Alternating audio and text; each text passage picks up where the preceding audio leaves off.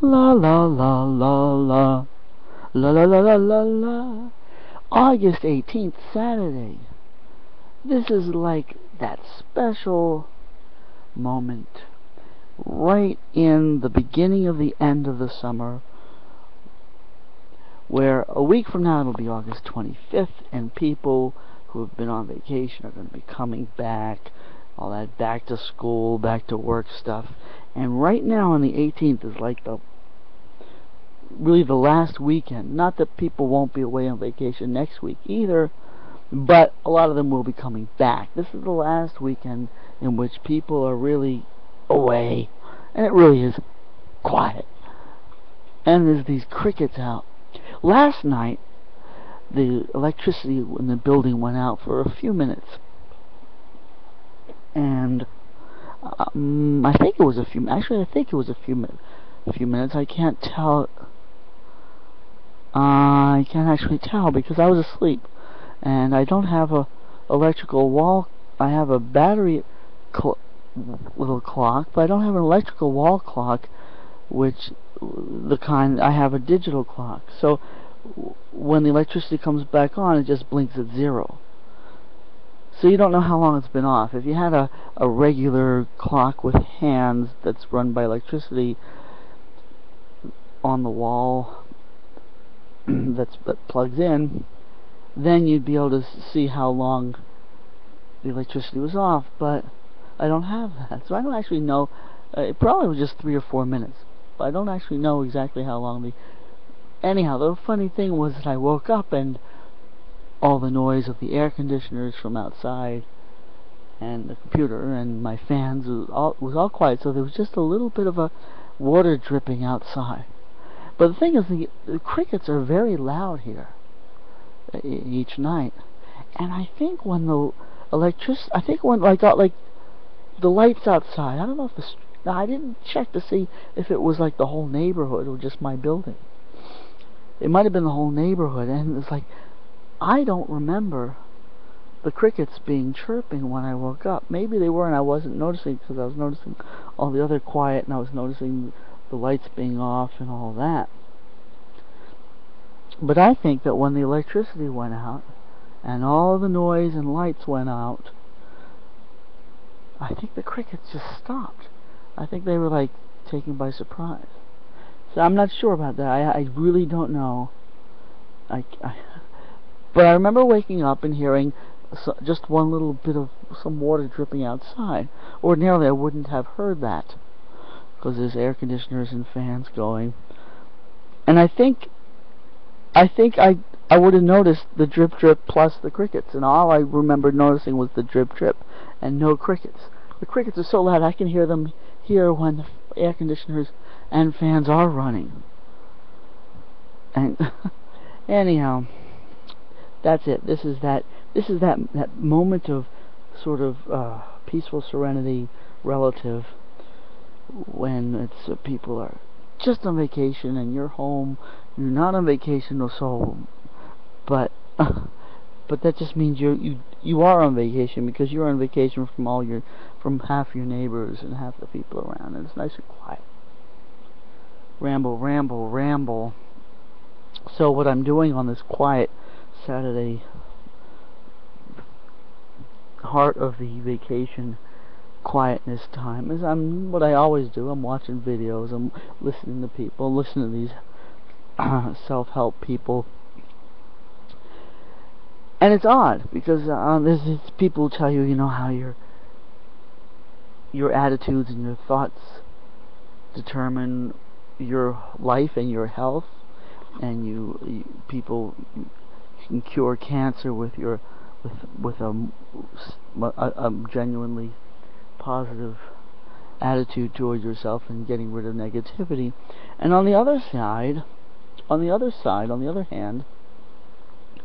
I just clicked on checking my emails to see if I'm getting any mails back, which I'm not, from these people I've written to. Anyhow, there was on AOL a guy on YouTube, a 28-year-old guy that I don't think he's dead. On August 14th, he posted what was supposed to be his last video where he said, "This is my last video, I'm dying from this cancer." But August 14th and today, that was 4 days ago, he didn't look like he was on the edge of death.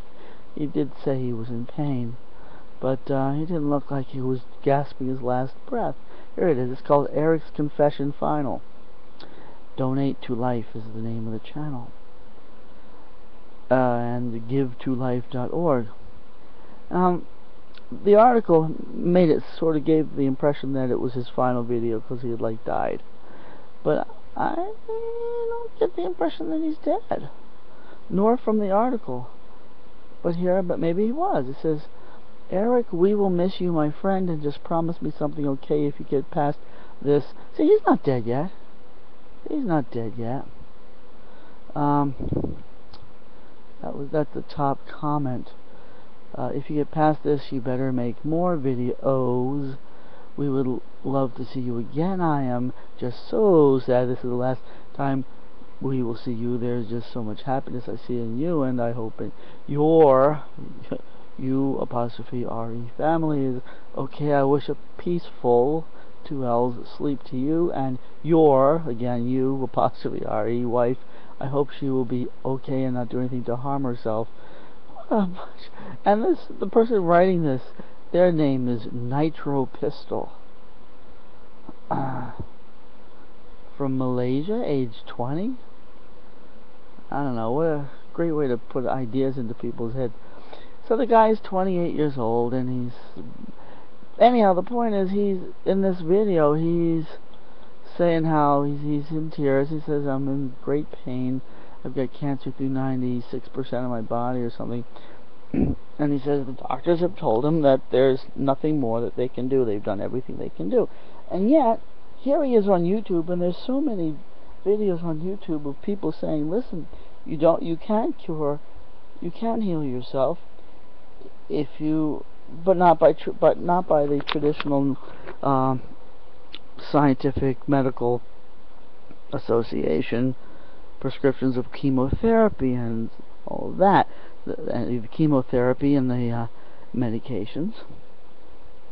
How many videos are there here on YouTube with people saying you don't need to die from the cancer, but you can't, that the medical chemotherapy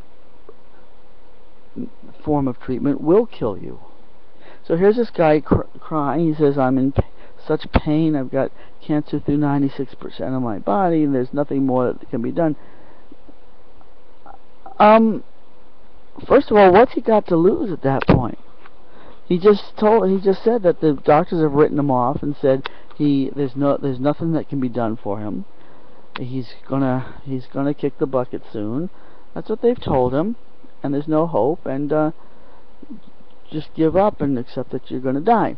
What does he have to lose by listening to some of the people telling you that you don't need to die from cancer, that chemotherapy will kill you, and you need to go things like the Gerson therapy, where it's about your diet and other things?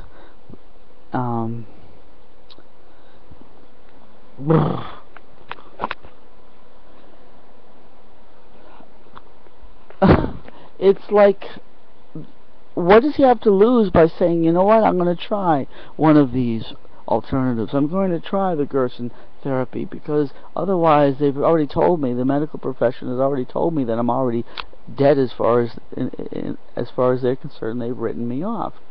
What do you have to lose by finally listening to the people who have been saying chemotherapy will kill you?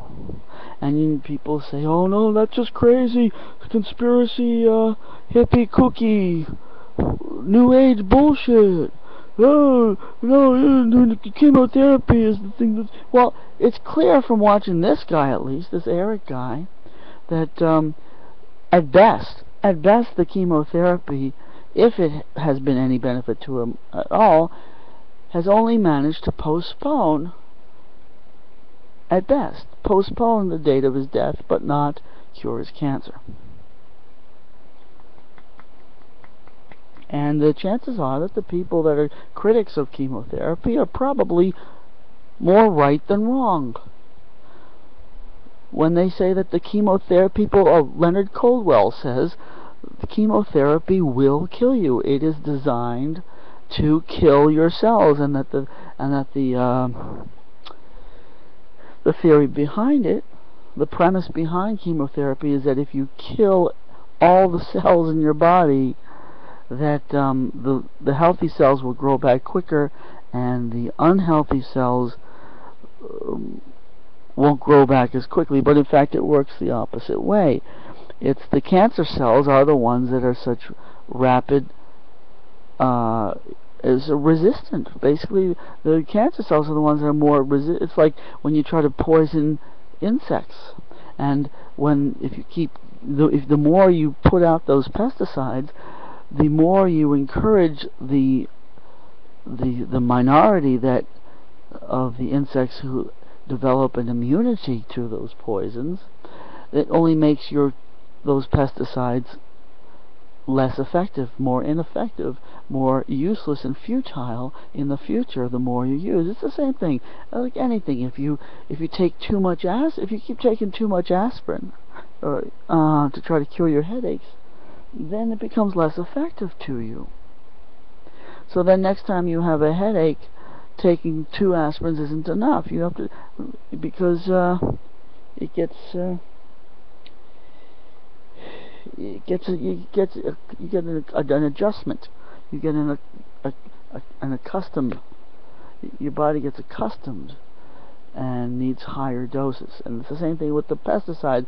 They put out all the pesticides, and the more they put out the pesticides, the more it encourages the development of resistant strains of insects or weeds or whatever.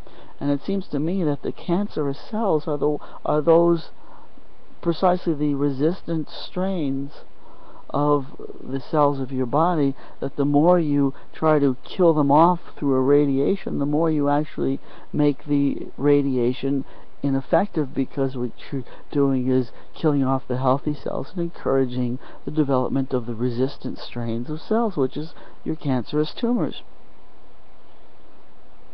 And the worst, and anybody saying, well, you're just talking a bunch of nonsense, you don't know what you're talking about. Okay, so what if I am? What's the worst as far as this guy that's crying because he's dying because he's been told he's got 6% of his body full of cancer? I'm not posting a video response to him. I'm not criticizing him to his face or to his family and friends or anything like that. I'm just commenting on his situation. What's the worst if I'm wrong? If I'm wrong and the medical profession is absolutely right and all this alternative stuff is just kooky nonsense, then what real difference does it make? This guy's going to be dead in a matter of days or weeks or months or something, if that's the case. And what harm am I doing by suggesting that maybe an alternative to the medical chemotherapy approach might actually help him overcome the cancer rather than die from it? So there. And what else? Wayne Dyer, Dr. Wayne Dyer. He writes these self-help books. He's been doing it for like 40 years, and they put him on PBS, which is the public broadcasting system, the supposedly non-commercial television stations, and they put him on at specific times. They put him on at specific times of the year, namely fundraising times. They always have during their fundraising period of about 2 weeks usually, where they keep begging you, please call the 1-800 number and support this great programming that you can't see anywhere else, and send your tax-deductible donation. Oh, please give. For 2 weeks or so, several times a year, the programming is interrupted by this marathon. Oh, the phones are ringing as much as they should be. Oh, please give us. They've been doing this for 50 years. Please give us money for this fine programming. You can't see it. Blah blah blah. And now we have a special program. Dr. Wayne Dyer is going. Clap clap clap clap clap. Oh. And it's always during the fundraisers that they have these self-help doodle heads, new age doodle heads like Wayne Dyer. I don't know. He's got a business going. He's got his career. Write a bunch of books, give a lot of talks, make a lot of seminars, yabba dabba dabba dabba. Basically, give your seminars, dab. I don't really see a big difference between somebody like Wayne Dyer and Doug Stanhope, except that a slight difference of the content of what they do. But as far as the actual activity, I don't see a big difference between Wayne Dyer making a career out of writing books and standing up on stage giving these talks, and Doug Stanhope going around standing up on stage giving his talks. Except they kind of give a slight different side of the coin. Whereas Wayne Dyer type people is all about, oh, the positivity and the love and the God and the God within you and blah blah blah blah blah. Oh, he's so inspirational. And on the other side of the coin, Doug Stanhope standing up there with the cigarettes and the beer. Fuck this shit. This sucks. This is just stupid. Come on with the bullshit. And there's truth to what each of them say, but I don't think that there's that much difference between the process, the activity, the career that they both have. And I don't know, what's the point? What are we saying? What are we trying to convey to each other? I guess one thing we're trying to convey to each other is we're trying to figure out how to not have to die from cancer. Or whether we're making ourselves sick. Are we making ourselves sick with the cigarettes and the coffee and the beer and the drugs and the whatever it is? Are we making ourselves sick, and do we enjoy wallowing in misery? I have a couple questions. I have one question. I have one specific question that unfortunately I might get the answer to. I would want the one thing I would really want if I had the opportunity to meet George Carlin. I have one question for him. I would like to know whether he deliberately decided to change his act, or I wonder whether George Carlin deliberately, after the death of Bill Hicks, made a deliberate decision. You know what? I'm going to incorporate some of Bill Hicks's act or approach into my act. Now that Hicks is gone, I think either I think he was doing something important that needs to not die with him, or also perhaps to some degree saying, Hicks is gone, he's not going to sue me, I can snag some of his act, basically. Who was the other guy that was snagging Hicks's act during his life? It was that guy that Hicks was accusing of having ripped off some of his material. I don't remember. I don't remember. This is probably the most wonderful, fascinating, rambling audio talk ever, but on the other hand, it's me practicing, standing around with a microphone, just yammering about whatever comes off the top of my head, because this is a skill that I need to work on, because if I get it up to a certain level, I ought to be able to stand up on a stage holding a microphone and just ramble on about whatever's on the top of my head and get paid for it. And get thousands of people viewing my videos on YouTube, where I do that, instead of getting 3 views. 3 views, and 2 of them are me checking to see if the thing is finished processing.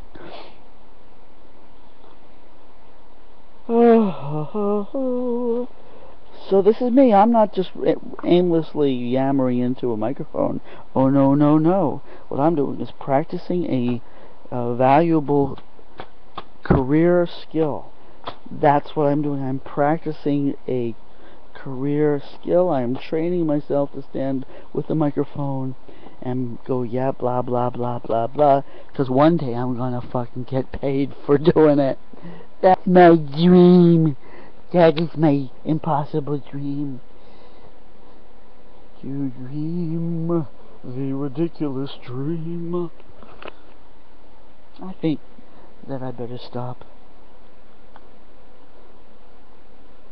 Well, am I recording? I don't think I am, actually. Am I? I don't think I am. Oh my god. Am I? Oh, here I am. I am recording. Oh, there we go.